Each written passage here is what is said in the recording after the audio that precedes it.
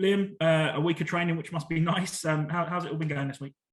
Yeah, good week. Lads have trained well this week. It's been nice to be fair. Obviously, nice with the sun being out as well. So the lads have trained really well. They've shown some good quality, some good intensity. So yeah, been really pleased with the week. Coming off the back of yet another record that you've set, it must be. I mean, the spirit. We've said plenty of times over the last few weeks, the spirit must be great in there at the minute. Yeah, and I think that's the refreshing thing about the group. It's been like it all year. It's not just because we're on a good run, the spirit's changed. I think that's the nice thing about the group that they genuinely love football and they enjoy each other's company. Which you put the two together, that obviously then helps when it comes to match day. But that it's important to stress that it's not just because we're doing well. They've been like it throughout the whole season. Which it's a joy to work with. They're a terrific group of people and a really strong group of players. So yes, it's been a good week.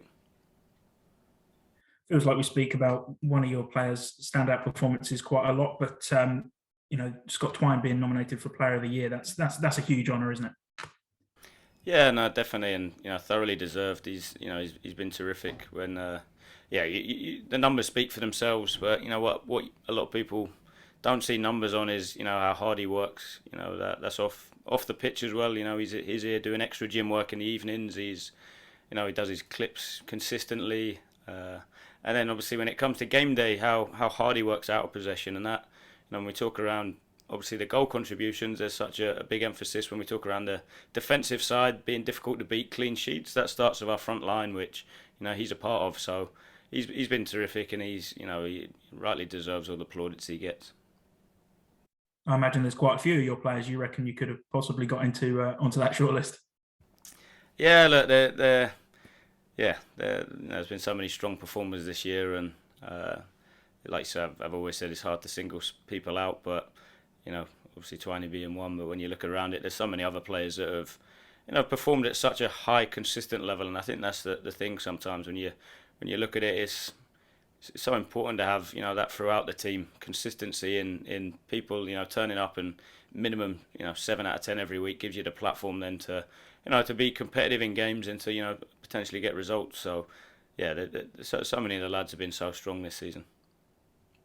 I feel like one of those is probably your captain, Dean Lewington, who's still going strong, still ploughing on, and a couple of assists in the last couple of games. He's still proving evergreen, and Yeah, his level's been high. I think when you look at it, how he coped with last week, was huge admiration for him in terms of how he coped with that.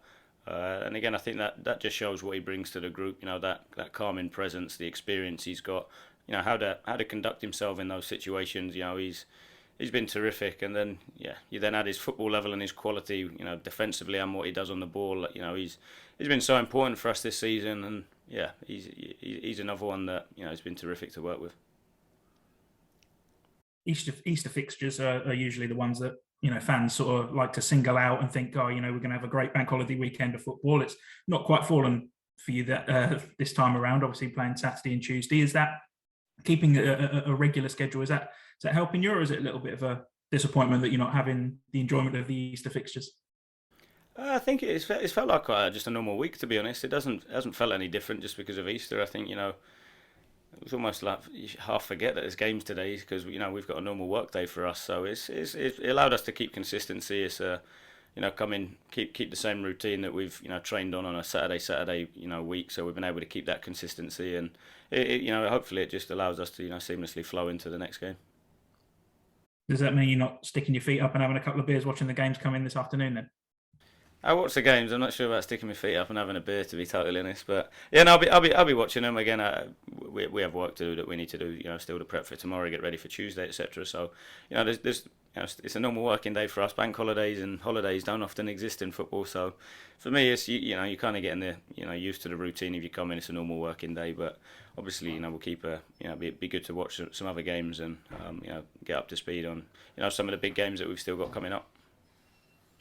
One of those, of course, is the game tomorrow, Wednesday, chasing a playoff spot. They're also in a decent run of form. It's we've said it plenty of times, no easy games in this league, but they're certainly going to be ones who will be desperate for the win tomorrow.